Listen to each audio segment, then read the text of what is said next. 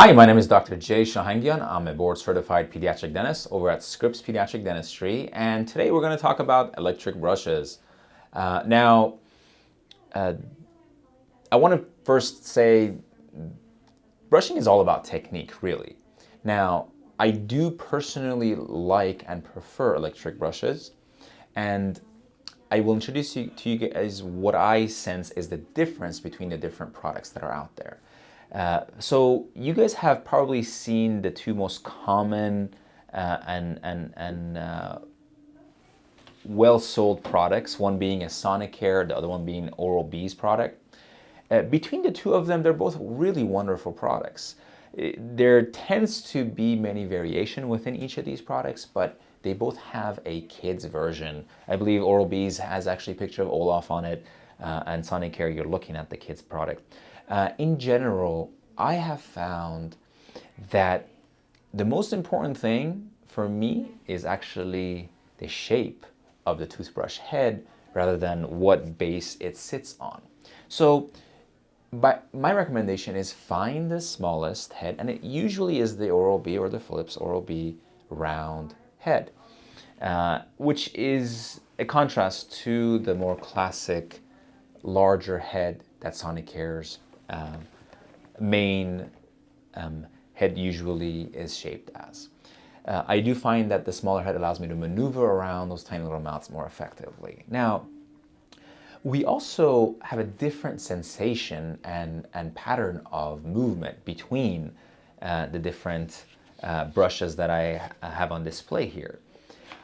I find that the little battery-operated products not only have a really big head on them, but the part that does move, which is the top right there, instead of oscillating rapidly, it tends to go and I don't sense that it is able to give a true manipulation that can remove plaque effectively. So it's neither a manual toothbrush that you end up doing this with effectively, nor is it a true electric rechargeable toothbrush. So I love the characters that these guys have. It makes kids excited, so that's a huge plus, and they're usually got a very nice cost point, but not one that I typically use for my own kids routinely.